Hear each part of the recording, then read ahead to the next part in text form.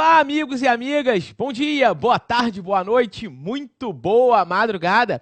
Chegamos a mais um encontro aqui na sua turma preparatória para a advocacia pública com o tema Direito Civil, Contratos.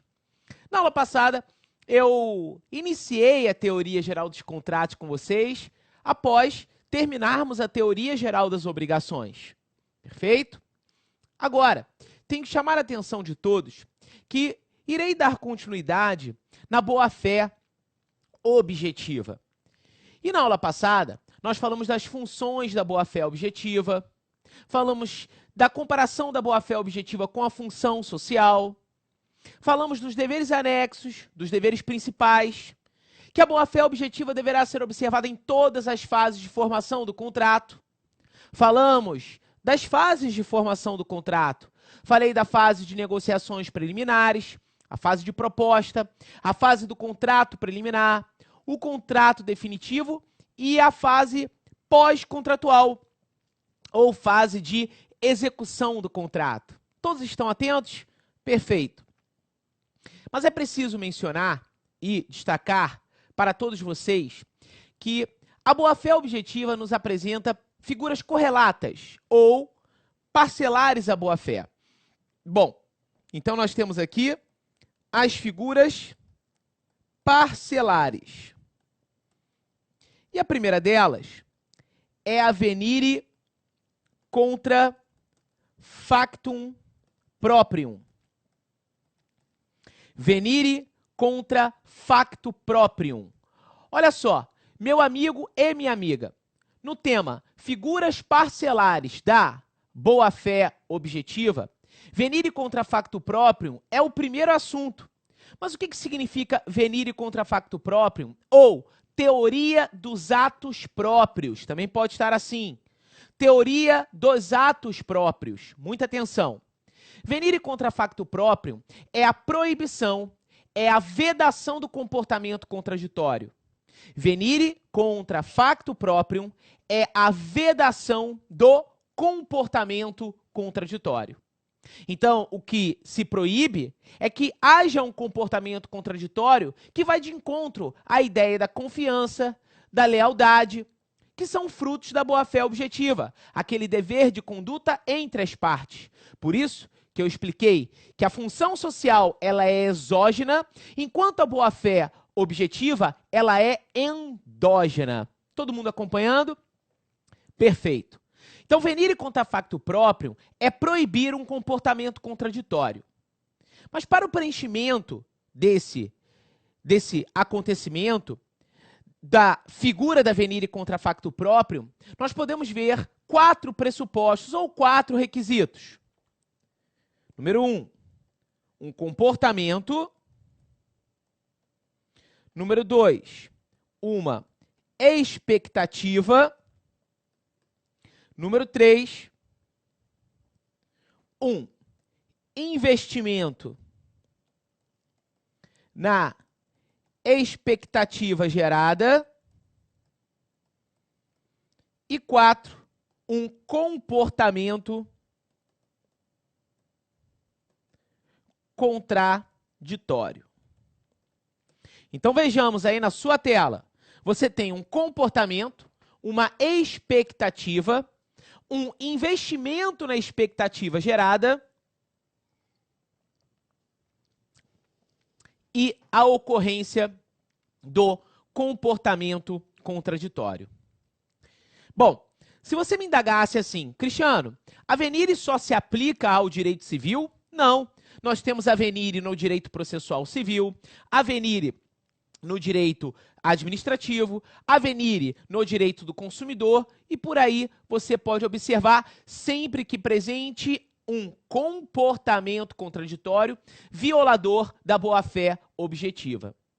Ok? Então, quando você observa, quando você analisa venire contra facto proprium, o que se está buscando é a ideia de se vedar um comportamento contraditório. Se vedar um comportamento contraditório. Perfeito? Então, essa é a primeira figura parcelar à boa-fé objetiva. A segunda figura parcelar à boa-fé objetiva é o Instituto da Suprécio. Então, nós temos aqui o Instituto da Suprécio. Suprécio, o que significa, professor? Suprécio significa supressão. Significa supressão. Redução do conteúdo obrigacional em razão de uma inércia prolongada. Então, o que nós observamos na suprécio é uma supressão, uma redução do conteúdo obrigacional em razão de uma inércia prolongada. Mas, ao mesmo tempo que ocorre a suprécio, haverá a surrécio, porque suprécio e surrécio são o verso e o reverso da mesma moeda. Então, eu posso falar aqui da surrécio ou surréctio. Suprécio, supressão. Surrécio, ampliação. Então, o que significa surrécio, Cristiano?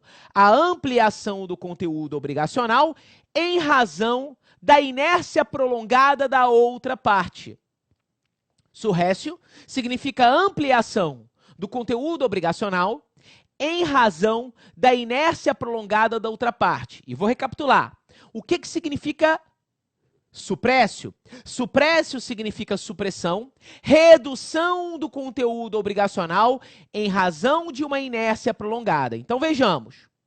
Quando analisamos e estudamos a teoria geral do direito obrigacional, precisamente o tema pagamento, eu destaquei o artigo 330 com todos vocês. O artigo 330, ele diz assim, mais ou menos, o pagamento reiteradamente feito em outro local, o pagamento reiteradamente feito em outro local faz presumir uma renúncia daquilo que for estabelecido no contrato. E aí eu dei o exemplo para vocês do contrato de locação. Um contrato regido pela Lei 8.245, a Lei de Locações, ou Lei do Inquilinato, como você quiser chamar. Pouco importa. Essa lei de locações, a Lei 8245, a Lei do Inquilinato, ok? A Lei 8.245, vamos dizer que fora estabelecida uma obrigação em que o locador deveria receber o valor do aluguel na sua casa. Ou seja, o locatário deveria se dirigir à casa do locador e ali pagar o aluguel. Isso está estabelecido no contrato. Então, o pagamento tem que ser feito no domicílio do credor. Uma obrigação portable ou portável, ok? Se fosse no domicílio devedor, seria querable ou quesível, como a gente já estudou também na teoria do direito obrigacional. Mas ficou estabelecido que o locatário deveria se dirigir à casa do locador para ali pagar o aluguel.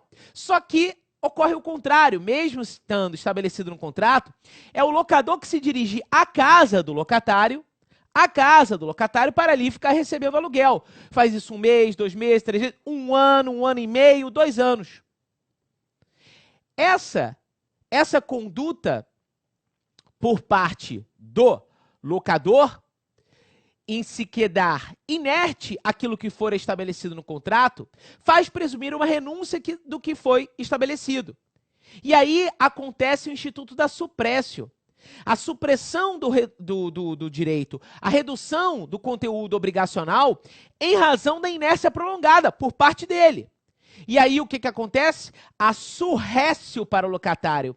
A ampliação do conteúdo obrigacional para o locatário. Passará, então, o locatário ter direito a pagar o aluguel onde ele está residindo, contrariando aquilo que for estabelecido no contrato de locação. Muitos me perguntam, é parecido com a venire? É, só que na venire você vê uma ação, um comportamento contraditório destacado através de uma ação. E a suprécio? A suprécio você vê uma omissão. Essa redução do conteúdo obrigacional, que é a suprécio, se dá por uma inércia prolongada, no nosso exemplo, por parte do locador. E uma ampliação do conteúdo obrigacional por parte do locatário, que seria a surréctio. Então, suprécio e surrécio são verso e reverso da mesma moeda, segundo a doutrina. Ok?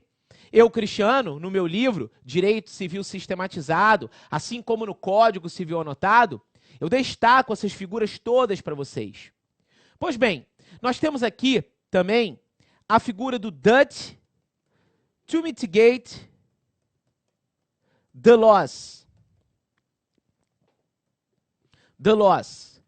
Que você pode ver no enunciado 169 do terceiro encontro do Conselho de Justiça Federal. Eu acabei esquecendo aqui de mencionar para vocês, na Venire, você observa no enunciado 362 da quarta jornada do Conselho de Justiça Federal.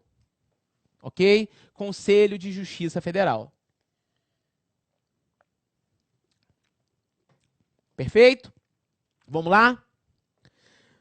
To mitigate the loss, vale a pena você dar uma olhada no recurso especial 758.518 Paraná. Recurso especial 758.518 Paraná. O que é o Dutch to mitigate the loss? É uma obrigação por parte do credor de reduzir o seu próprio prejuízo. O credor, segundo a boa-fé objetiva, que nós também já diferenciamos a boa-fé objetiva para a boa-fé subjetiva, mas segundo essa figura, Dutch to mitigate the loss, o credor deverá reduzir o próprio prejuízo. Deverá o credor reduzir o próprio prejuízo. Isso é importante demais. Vejamos, nesse recurso especial 758.518 Paraná, que vale você ingressar no site do STJ e pelo menos pegar o resultado sem formatação lá. Copia e cola, coloca no seu material.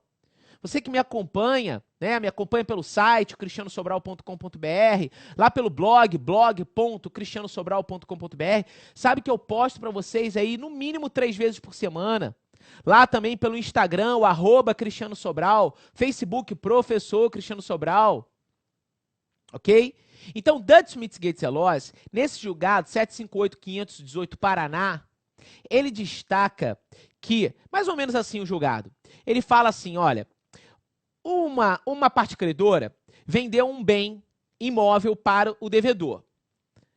Esse devedor ficou 7 anos no imóvel sem pagar qualquer quantia. Sem pagar qualquer quantia. Ele ficou 7 anos seguidos nesse imóvel. A parte credora ingressou com pedido de reintegração de posse, todo o direito dela. E cumulou nessa reintegração de posse,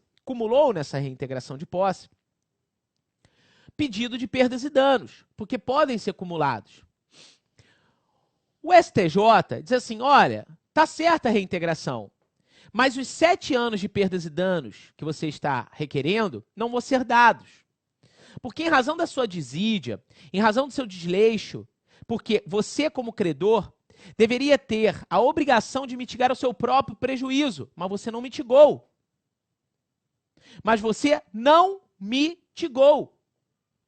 Tendo em vista essa colocação de não mitigação da situação concreta, vou reduzir esses 7 anos de perdas e danos para 6 anos. Ou seja, o STJ falou, olha, em razão da sua desídia, do seu desleixo, e você como credor que tem que ter a obrigação de reduzir o seu próprio prejuízo, e não fez, irei reduzir de 7 anos de perdas e danos para 6 anos somente. Para 6 anos somente. Porque é obrigação do credor mitigar o seu próprio prejuízo. Vale muito a pena você pegar aí esse julgado. Bom, quinta figura parcelar, a figura da TUCOC. TUCOC. Uma alusão que Júlio César fez a seu filho Brutus. TUCOC. TUCOC, filimi, o que significa até tu, meu filho. Não faça aos outros, aquela verdadeira regra de ouro. Não faça aos outros o que você não gostaria que fizessem à sua pessoa. Não faça aos outros o que você não gostaria que fizessem à sua pessoa. Ok? O que fizessem à sua pessoa. Então, aqui, você observa, eu vou te dar um exemplo, da ocorrência da exceção do contrato não cumprido. Regra presente no artigo 476 do Código Civil. 476 do Código Civil. O artigo 476 do Código Civil destaca a exceção do contrato não cumprido. A exceção no direito processual, todos nós sabemos, é um meio de defesa. Trata-se de um meio de defesa. A exceção no direito processual civil é um meio de defesa. Trata-se de um meio de defesa. Ok? Trata-se de um meio de defesa. E aqui, destaco para todos e analiso com todos vocês, tá? Sobre essa situação em que, se você não implementou, por exemplo, com a sua obrigação, você não cumpriu com a sua obrigação, não cabe você exigir o implemento da outra. Então, se eu não cumprir com a minha obrigação, não cabe eu exigir o implemento da sua, sob pena de você alegar a exceção do contrato não cumprido. Porque você vai falar, pô, até tu, Cristiano, até tu, você que não cumpre com a sua obrigação, está exigindo o implemento da minha. Até você está fazendo isso. Então, tucoque é isso. Não faça aos outros o que você não gostaria que fizesse a sua pessoa. É o verdadeiro até tu. Até tu, meu irmão. Que isso? Que história é essa? Então, fiquem atentos. A próxima figura não se trata tecnicamente assim de uma figura parcelar à boa-fé objetiva. Tanto que os manuais não trazem dentro da boa-fé objetiva ali nas figuras parcelares. Mas comumente eu vejo em provas isso ser indagado. E às vezes interligados à ideia das figuras correlatas ou parcelares à boa-fé objetiva, que é a figura da substancial performance ou adimplemento substancial ou adimplemento substancial ou adimplemento substancial. Substancial performance ou adimplemento substancial, tá? Você pode observar no enunciado de número 361 da 4ª jornada do Conselho de Justiça Federal, CJF, as jornadas de direito civil, que o adimplemento substancial ele vai estar presente sempre que a parte, por exemplo, devedora, cumprir substancialmente com a sua obrigação. Então, vejamos. Um financiamento de um veículo, em que foi parcelado esse veículo em 40 parcelas. 40 parcelas de R$1.000. A parte devedora cumpriu com 37 de 40. E por algum motivo veio a inadimplir a obrigação. Por algum motivo veio a inadimplir com a obrigação. Então, nós temos 40 parcelas negociadas e 37 pagas. A parte credora lesada poderá pedir a resolução do negócio. O que seria a resolução? O término do negócio. Então, a parte lesada, nesse caso, a parte credora, poderia pedir a resolução do negócio. Ocorre que, nesse sentido, não podemos falar de resolução. Se a parte devedora cumpriu substancialmente, adimpliu substancialmente com a obrigação, eu não posso falar de resolução desse negócio. Eu não posso destacar a resolução desse negócio. Deverá a parte credora cooperar com a parte devedora para que ela venha adimplir as parcelas restantes. Até porque se a parte credora não cooperar com a parte devedora, nesse caso, nós poderíamos estar falando de violação positiva do contrato, que seria o descumprimento dos deveres anexos à boa-fé objetiva, ora já estudado. A violação positiva do contrato é o descumprimento dos deveres anexos à boa-fé objetiva. Nós analisamos no enunciado de número 24 do primeiro encontro do Conselho de Justiça Federal. O enunciado de número 24 do primeiro encontro do Conselho de Justiça Federal. Ok? Perfeito? Então, o adimplemento substancial, ele vai barrar a resolução, ele vai impedir, ele vai obstar a resolução do negócio, porque seria violador da boa-fé e também da função social do contrato, se buscar a resolução, se buscar aí o término do negócio jurídico. Se a parte devedora adimpliu substancialmente com a obrigação. Se a parte devedora adimpliu substancialmente com a obrigação. Ok? Com a obrigação. Então, é um ponto fundamental, é um ponto crucial para o estudo de todos vocês, tá? Crucial para o estudo de todos vocês. Então, as figuras parcelares da boa-fé objetiva apresentadas e que vale a pena sempre serem estudadas. Trata-se de um ponto top de prova, tá? Poucas pessoas sabem trabalhar o assunto, não é? Poucas pessoas estudam o tema. E, claro, fizemos um estudo sistematizado aqui do assunto. Poderíamos aqui desenvolver muito mais, mas aqui a ideia é sistematizar para que você tenha a boa noção do tema, ok? Pois bem, dando continuidade no assunto de boa-fé, ok? Boa-fé. Há de se destacar a boa-fé no direito processual, no CPC de 2015, que está lá no artigo 5º do CPC de 2015.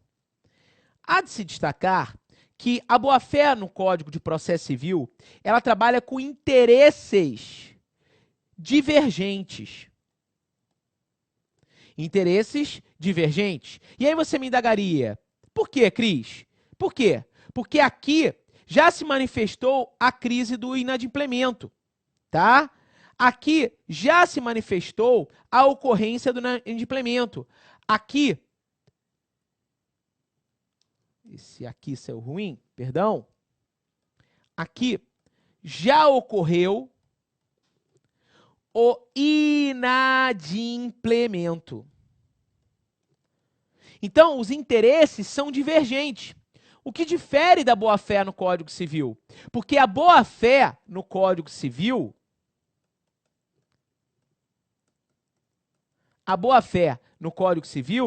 ela não é divergente, ela é convergente. Trata-se de interesses convergentes. Por quê? Porque as partes nesse interesse convergente, elas buscam cumprir aquilo que for estabelecido no projeto obrigacional, lá no acordo, lá na obrigação estabelecida. Então, os interesses na boa-fé objetiva no Código Civil são interesses convergentes, enquanto a boa-fé no Código de Processo Civil, estabelecido lá no artigo 5º do Código de Processo, nós observamos interesses divergentes, justamente porque o inadimplemento ele já se deu, ele já ocorreu, ok? Pois bem, a boa-fé objetiva no direito processual civil, ela tem como destinatário o magistrado. Então, ela tem como destinatário o magistrado, ok? E a boa-fé objetiva no Código de Processo, ela visa complementar, outra situação, ela visa complementar, perfeito, a boa-fé civil. Então, ela visa complementar a boa-fé civil. Então, esse é um ponto. Realizando esse diálogo das fontes, o que é o diálogo das fontes mesmo? Dá para pegar carona lá no enunciado 167 da terceira jornada do Conselho de Justiça Federal, que diz sobre essa conversa entre as plurimas fontes legislativas. Então, a boa-fé, a ideia da boa-fé processual com a boa-fé civil é essa ideia de se complementarem. Um diálogo das fontes, uma conversa entre as plurimas fontes legislativas.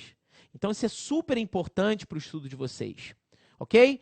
Então, analisamos, falamos então da boa-fé, falamos da função interpretativa, no artigo 113, a função controladora ou limitadora, no artigo 187, falamos da função integrativa, no artigo 422. Falamos do dever de conduta em todas as fases de formação do contrato. Destaquei com vocês o enunciado de número 25, do primeiro encontro do Conselho de Justiça Federal, um enunciado dirigido ao juiz, dirigido ao magistrado. Um enunciado de número 170, da terceira jornada do Conselho de Justiça Federal, um enunciado destinado às partes, em que as partes devem observar a boa-fé. Em síntese, a boa-fé objetiva deve contaminar todas as fases do contrato, das negociações preliminares, aquela fase de debates prévios, que nós analisamos que, excepcionalmente, poderá se falar de responsabilidade civil. E ela será aquiliana, será ela extracontratual, porque na fase de debates prévios, eu ainda não tenho contrato. O próprio nome já diz, são negociações preliminares, uma fase de pontuação.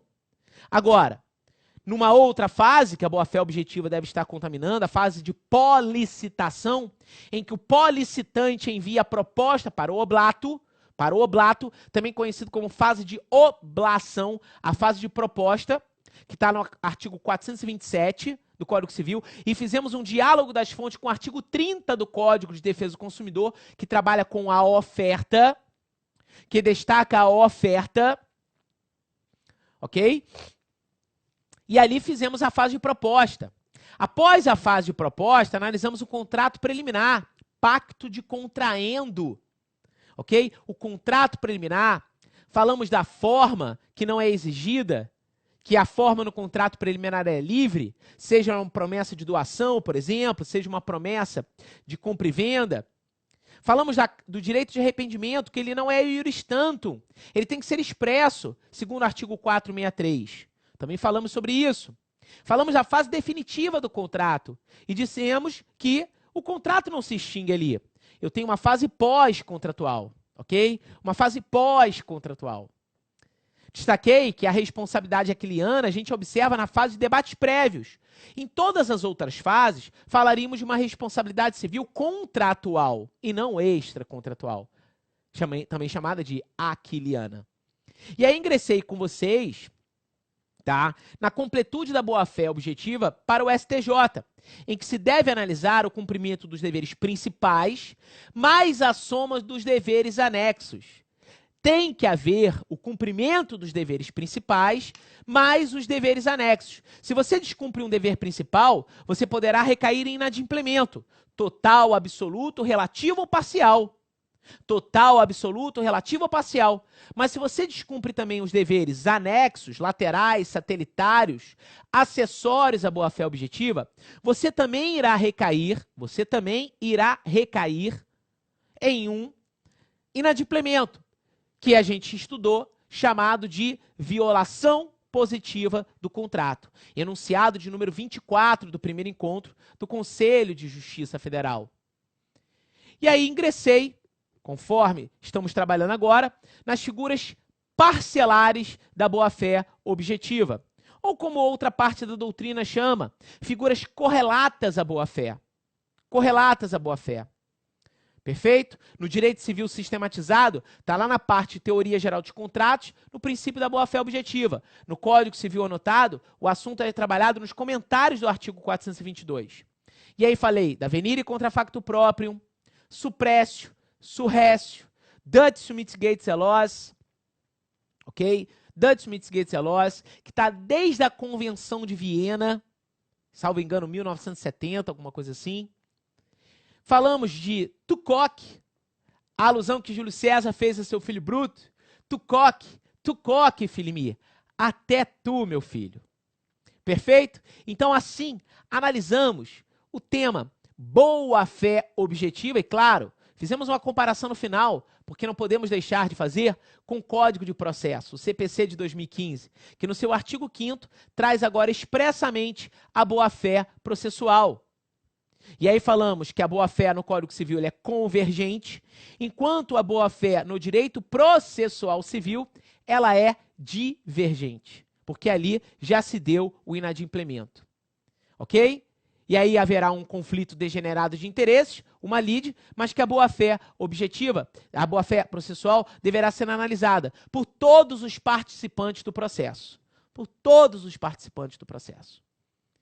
Perfeito? Uma comparação muito interessante e que vale sempre você analisar nos seus estudos.